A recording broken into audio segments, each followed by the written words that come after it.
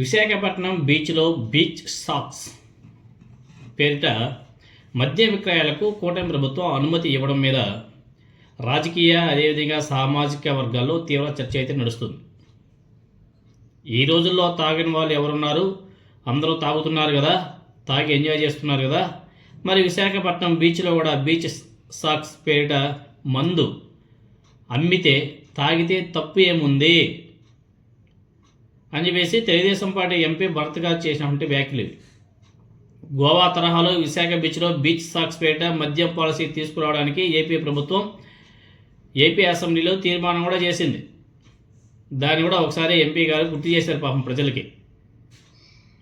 అయితే ఎంపీ గారి వ్యాఖ్యలు బాధ్యతారాహిత్యంగా ఉన్నాయి అని చెప్పేసి మహిళా సంఘాలు, విద్యార్థులు, ముఖ్యంగా విద్యావంతులు తీవ్రంగా విమర్శిస్తున్నారు. విశాఖ వంటి నగరంలో సాయంత్రం వేళ మహిళలు, పిల్లలు, కుటుంబాలు ఆహ్లాదకరంగా గడపడానికి బీచ్కు వస్తారు. అలాంటి ప్రదేశాల్లో బహిరంగంగా మద్యం విక్రయాలు మీరు నిర్వహిస్తే ఇది సమాజానికి హానికరం అని చెప్పేసి ప్రజలంతా కూడా విమర్శలు కూడా చేస్తున్నారు. ఆల్రెడీ ఇప్పటికే అవగాహన లోపం, నిర్లక్ష్యం కారణంగా బీచ్ ప్రాంతాల్లో అనేక ప్రమాదాలు చోటు చేసుకుంటున్నాయి, ప్రాణ నష్టం కూడా సంభవిస్తున్నాయి. అలాంటి పరిస్థితుల్లో ఇప్పుడు కానీ మద్యం విక్రయాలు పెరిగితే, మద్యం యథేక్షగా దొరికి తాగితే మధ్యమతిలో సముద్రంలోకి వెళ్ళే వారి సంఖ్య పెరిగే ప్రమాదాలు కూడా మరింత అధికమయ్యే అవకాశం కూడా ఉంటుంది అని చెప్పేసి మాట్లాడుకుంటున్నారు.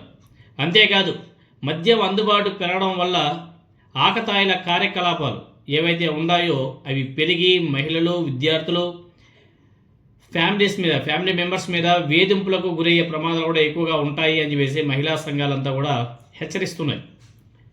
కుటుంబాల కోసం ఉద్దేశించినటువంటి ప్రదేశాలను మద్యం కేంద్రాలుగా మార్చడం సరైన విధానం కాదు.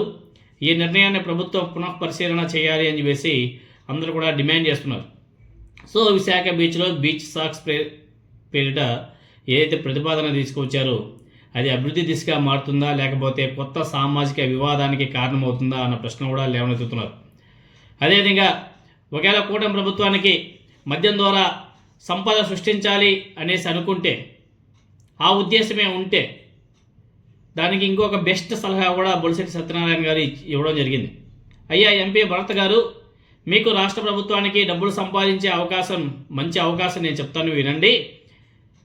ఇప్పుడు మీరు మద్యం విశాఖ బీచ్లో అమ్ముతున్నారు కదా, దాని నుంచి డబ్బు సంపాదించాలని చెప్పేసి అనుకుంటున్నారు కదా, అలా ఎందుకు విశాఖ బీచ్తో పాటు మీకు ఒక కాలేజీ ఉంది కదా పక్కనే, గీతం యూనివర్సిటీ అనేసి, ఆ యూనివర్సిటీలో కూడా ఒక 4-5 మద్యం షాపులు పెట్టండి, అందరి విద్యార్థుల వాళ్ళ దగ్గర అంతా కూడా తాగించండి, అప్పుడు ఇంకా ఎక్కువ ఇన్కమ్ జనరేట్ అవుతుంది అని చెప్పేసి కూడా బొలిశెట్టి సత్యనారాయణ గారు ఒక బెస్ట్ సలహా ఇచ్చాడు రాష్ట్ర ప్రభుత్వానికి, అదేవిధంగా తెలుగుదేశం పార్టీ ఎంపీ భరత్ గారికి. ఒకసారి బొలిశెట్టి సత్యనారాయణ గారు మాట్లాడుతుంటే మాటలు ఒకసారి మీరు అందరూ కూడా వినండి. ఎందుకు గీతంలో పెట్టుకోమనండి. క్యాప్టివ్ ఆడియన్స్ 18 ఏళ్ళు పైన ఉన్న కుర్రాలు కదా, అందరూ మందు కొట్టచ్చు. ఇక్కడ బీచ్లో అయితే చిన్నపిల్లలు కూడా వస్తారు కదా, గీతం కాలేజీలో అయితే రారు కదా. సో అక్కడ పెట్టమని చెప్పండి. అంటే వైజాగ్ మరి గోవా చేద్దాం అనుకుంటే మీరే ఎక్కడ పెట్టచ్చు అంటే గోవా చేస్తారు, రేపు పొద్దున్న బెల్జియం చేస్తాను, నేను ఎయిర్పోర్ట్ లోనే వ్యభిచారం పెడతాను అంటాడు. ఇదివరకు ఎప్పుడో చంద్రబాబు నాయుడు గారు చెప్పారు, వ్యభిచారం అలాగా జరుగుతుంది కదా, మనం లైసెన్స్ ఇచ్చేస్తే మనకి డబ్బులు వస్తే వాళ్ళకి జబ్బులు రావని. ఈ యాటిట్యూడ్ మారాలండి, ఇది కరెక్ట్ కాదు. ఇండియన్ కల్చర్కి రమ్మానండి, సనాతన ధర్మాన్ని పాటించుకోనండి. మన పవన్ కళ్యాణ్ గారు చెప్తున్నారు కదా, సనాతన ధర్మాన్ని పాటించమని చెప్పి. ఇది బొలిశెట్టి సత్యనారాయణ గారు చెప్పినటువంటి మాట.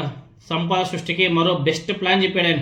విశాఖ తెలుగుదేశం పార్టీ ఎంపీ భరత్ గారి కాలేజీలో కూడా మద్యం దుకాణాలు పెట్టుకొని అమ్మండి, తాగించండి, ఇంకా బోల్డ్ అంత సంపద సృష్టించుకోవచ్చు అని చెప్పేసి బెస్ట్ సలహా ఇచ్చాడు బొలిశెట్టి సత్యనారాయణ గారు. మరి కూటమి ప్రభుత్వం ఆ దిశగా ఏమైనా సరే అడుగులు వేస్తుందో చూడాలి. ప్రతి కాలేజీలో పెట్టేస్తే సరిపోతుంది కదా, ఎక్కడైతే యూనివర్సిటీస్ ఉన్నాయో అన్ని యూనివర్సిటీస్ పెట్టేస్తే సరిపోతాయి కదా, వైన్ షాప్లు పెట్టేస్తే తాగుతుంటారు, డబ్బులు బీభత్సంగా వస్తాయి కదా. కూటమి ప్రభుత్వం పరిస్థితి ఎలా ఉందంటే, మద్యం అమ్మనిదే డబ్బులు రావో రాష్ట్ర ప్రభుత్వాన్ని నడపలేరు, అప్పులు రానివే ప్రభుత్వాన్ని నడపలేని పరిస్థితి ఇప్పుడు కూటమి ప్రభుత్వాన్ని ఉంది. కానీ మాటలు మాత్రం శాంతాడంత ఉంటాయి.